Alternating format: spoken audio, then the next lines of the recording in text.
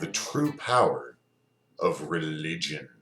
So, for the purpose of this discussion, let's break down the power of religion and why it holds on to so many of us so tightly into two categories. On the one hand, we have religion as a systemized way of thinking or believing about life.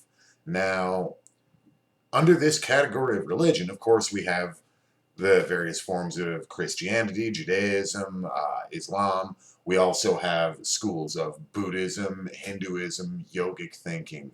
We also have schools of Hermetic thinking. We have initiatory traditions. We also have newer mythologies that have emerged and have a very distinct religious flavor in the terms of having inflexible precepts. Our law of attraction teachings fall into this category. A lot of very positivity oriented teachings are very religious and even dogmatic in this way.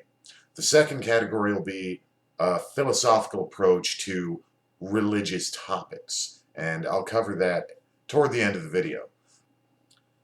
Within each human being, there is a core sense of self, a sense of being. There is a radical individuality and the ability to have also a radical connectedness with the world around us. There is what in some sorts of religious terminology might be called a divine spark within us. What systemized ways of thinking do is they put that spark on a leash. Now, I'm going to go ahead and assume that most of my viewers have had some radical experiences in their life, some awakening experiences, being filled with light or being expanded out into the cosmos, or tuning into love or connecting to other living beings in ways that can be kind of hard to describe to those who aren't familiar with it. Now, here's the thing. Our friends, the Christians, quite often have these experiences as well, as do radical Islamists, as do the most devout Buddhists, as do atheists.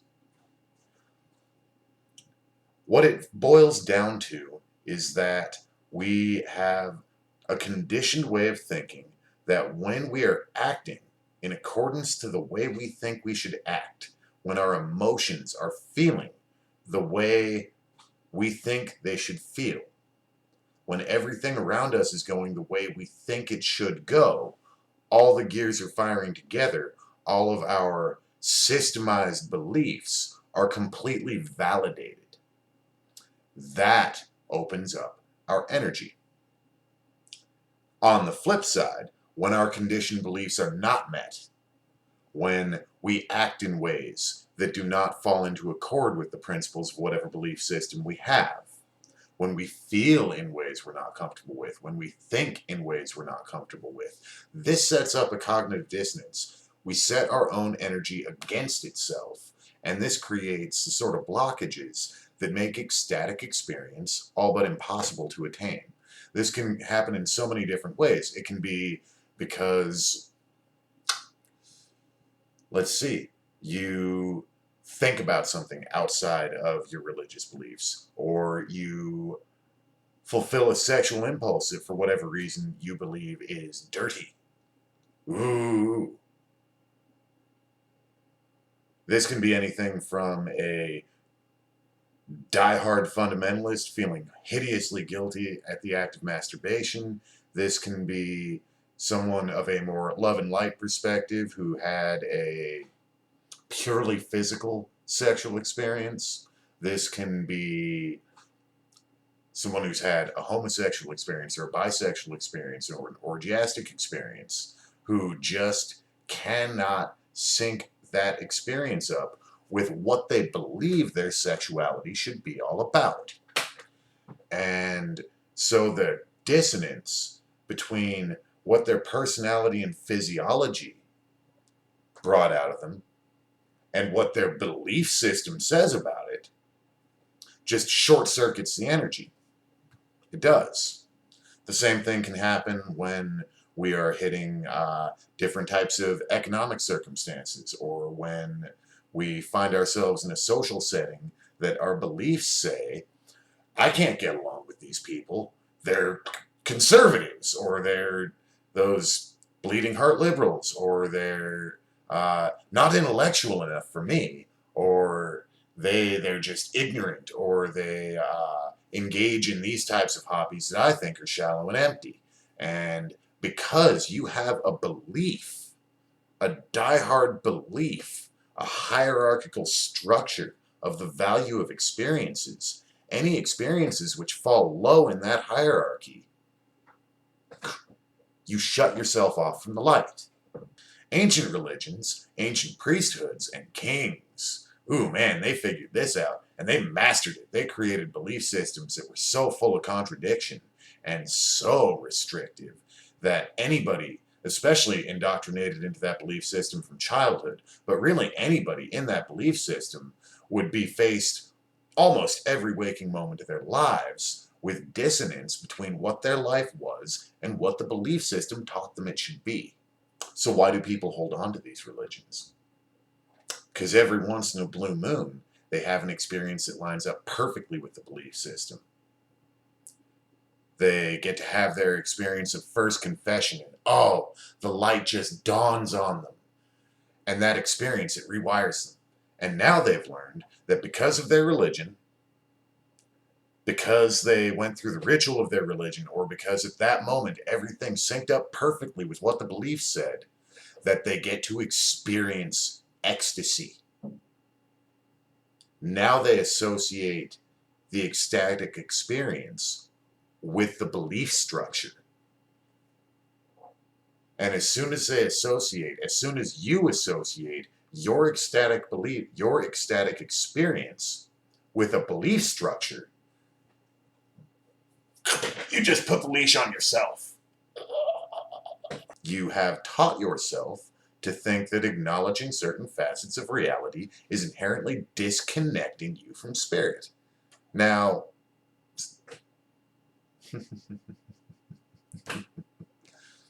think about it. It's very clever. The old religions were designed in a very clever way to minimize ecstatic experience in the daily life and only allow you to have ecstatic experience when the proper priestly rituals were performed, or when your actions were completely in line with the orders you had been given by people you had never met.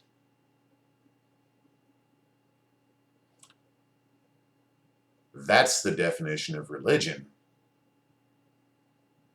that makes the skeptics want nothing to do with it. It makes the skeptics want nothing to do with people who engage in any kind of spiritual discipline. Because so many of the spiritual disciplines, even the non-religious ones, have dogmas attached to them. Whether it's a dogma of vegetarianism, or whether it's a dogma of non-resistance to life circumstances, or whatever it may be, as good sounding a dogma as it may be, whenever you say, bam, precept, unchangeable, never can this precept be changed. It is 100% true, 100% of the time, period.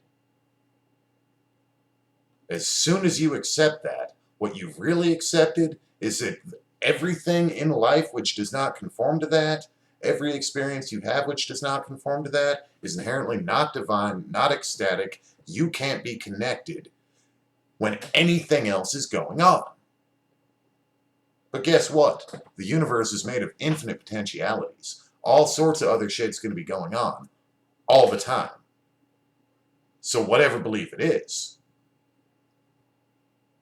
even the nice religions, the Buddhism, the yogic thinking, the starlight and angel cults, have dogmas attached to them, often very subtly in the guise of not being dogma at all. And so as long as we refuse to recognize the existence of dogmatic thinking within our spiritual paradigms, as long as we refuse to address and actively work to refuse any dogma creeping into our spiritual paradigms, we're not going to be able to get along with people who refuse dogma. We're going to be an intellectual backwater, a remnant of an age of servitude, yet somehow alive today. So what's the answer to this? How can we do it better? I would say we should take a look at ye olde scientists. Many people accuse science of being its own religion or cult, and many materialists do make a cult out of it. Materialism becomes its own defining paradigm. It becomes its own irrational assumption upon which all subsequent logic is based. This is not scientific. Science simply asks, what is the fact of the matter? Can it be proven? Can it be disproven? If it can't be disproven, there's still a question mark on it until it's either proven or disproven. Materialism. That's what gives science a bad rap. But back to our spirituality. All it should take for you to upset your assertion is one experience that doesn't fit into it. Just one. And yet, so many of us have so many experiences that don't fit into our paradigm.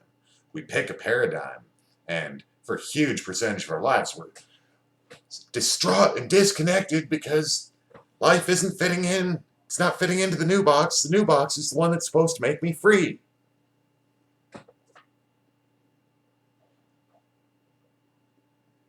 If the new box isn't making you free, destroy the box. A living and vibrant spirituality, a life of ecstasy, is not one that's predicated on accepting a new set of rules. And so many self-help gurus and New Age spiritual gurus just want to give you a list of rules because it's a way to sell. You know? What was it? I read one a few years ago, The Four Agreements. Read that when I was a teenager, and it's funny. What was it? Be impeccable with your word, always peaceful. Blah. I don't even remember what all four of them were. But when I first just kind of absorbed this with an open-hearted faith that is typical of the adolescent, felt ecstatic. Whoa. So simple. Life is so simple. I can be completely in harmony with the universe if I just follow these four simple precepts. And gosh, the first time I found myself in the position of telling a polite lie, the kind of lie you tell because you don't want to hurt someone with the truth that's not important.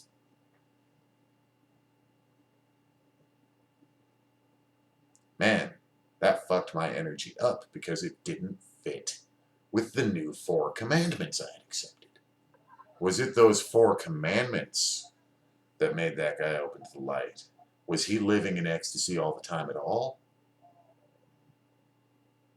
Or did he simply have a new religion, which when he conformed to it, allowed him to temporarily experience ecstasy? Anytime your ecstasy is bound by commandments, you're involved in a dogmatic religion. Simple as that. And that dogma is nothing more than a leash and a noose that you place on your own connection to the universe itself. And the end of that leash is just floating out there for any old life experience to grab onto and just yank it. No control on your part whatsoever, or very little. And yet, we accept these. We feel guilty. Gosh, do we feel guilty when we fail to live up to our new ideals. If I'm healthy, if I only eat that which is pure and clean and good, never eat anything else, and I always exercise in the morning and in the evening, I meditate 3 times a day, As long as I follow that pattern, I'm going to be in ecstasy all the time. And then, the primate in the back of your brain or some life circumstance or whatever break your formula. You eat some crappy food or you skip the meditation session. You drink a beer. And bam, the light crumbles. You can't even be in tune with the universe anymore. It's so horrible. And it had nothing to do with any of your actions. It was purely caused by the fact that you believed you would lose your connection to the universe. Tragic, really. So let's embrace a more flexible approach. Let's embrace an approach where instead of rules, we just have an idea. And when that idea fits with the life you're living right now, let's go ahead and practice it. And when it doesn't fit, let's find the idea that fits so that we can always be connected. It's a radical freedom, people. It's a freedom a lot of people are absolutely terrified of. And yet, if you want to be connected all the time and in possession of your full power all the time, you have to accept that it's there whether you're being a good little dog or not.